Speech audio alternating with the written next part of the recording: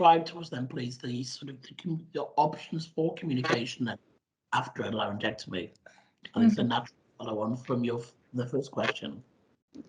Yeah, there's essentially, really, I think of it as 3 options for communication.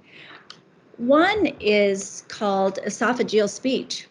You can actually learn to trap some air in your esophagus, okay? It's kind of like when maybe you did this, maybe not, but kids will do a lot of burping, especially if they're drinking carbonated drinks. But you can learn to trap air.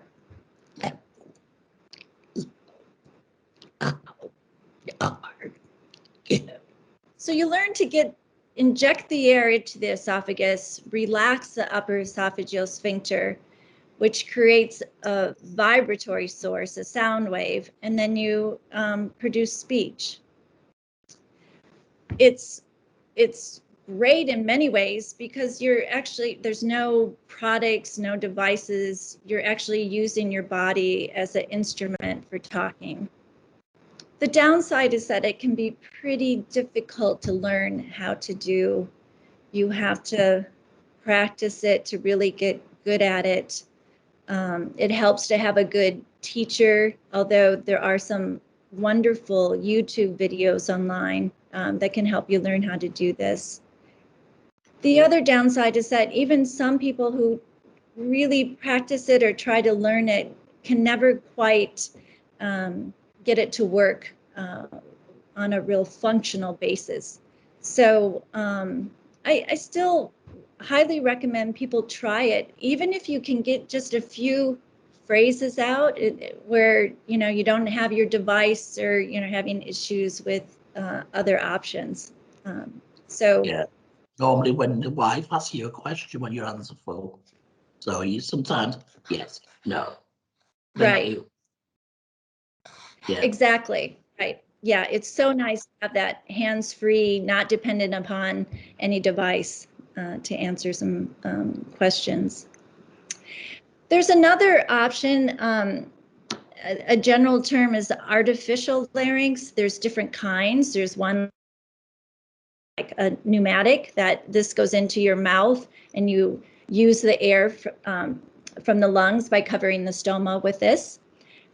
This has a reed in it that when air passes over, it creates sound. The sound goes into the tube, and this is placed in your mouth. And so you can communicate that way. Another more common one is the electrolarynx. How this works is that it creates a sound. That sound, though, we need to get into the neck and up into the oral cavities, so you have to place it against your neck to get it into the oral cavity for speech. Hello, how are you today? This is fairly easy to learn how to use. Big advantage to this. There's some tricky things, just tips that make it easier for you to be understood and how to use it effectively. But for the most part, it's pretty easy to learn how to use. The downside, people don't like it. People feel like it's too mechanical, that it's too monotone, it's too loud, it's so visual. Everyone sees that you've had this surgery. So I would really highly suggest, though, regardless of what option you end up using, this is a great backup system at the very least. If you can't get a voice from other means, this is usually an easy tool to get some voicing. yeah, and principle, I've got one in my drawer as well, so I always have one with me just in case I have a blocked valve or something. Yeah. But yeah.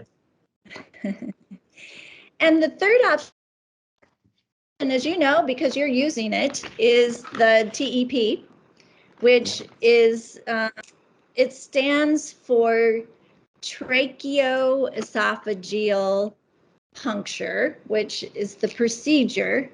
Going back to this anatomy, what the surgeon can do is create a hole by going through the trachea. There's a common wall between the trachea and the esophagus, and creating a hole that then goes into the esophagus. So tracheoesophageal, and the procedure is called a puncture. So that hole, though, they can't just leave a hole in your body. So otherwise, the hole would close up because your body doesn't like holes. Or the other problem is when you would eat or drink, food would go through the hole and down the lungs. So that's not good. So what they have developed is something called a prosthesis or a valve. And it's sometimes referred to as a one-way valve, because if you pretend this is that wall between the trachea and the esophagus, the prosthesis goes right in there. So air can come up from the lungs through the prosthesis, and there's a little flapper valve in there that opens for the air, but when the air is gone, it closes. So when you eat or drink, food or liquid doesn't go through. But that air that gets in there into the esophagus is enough to vibrate some muscle and tissue in the esophagus that creates sound that then travels up, and you create speech just like you did before the surgery. Okay, brilliant. And I think the TEP is the most common. It's the most common form of speaking after a laryngectomy. It is now. I would say probably 90% of our patients choose the TEP speech.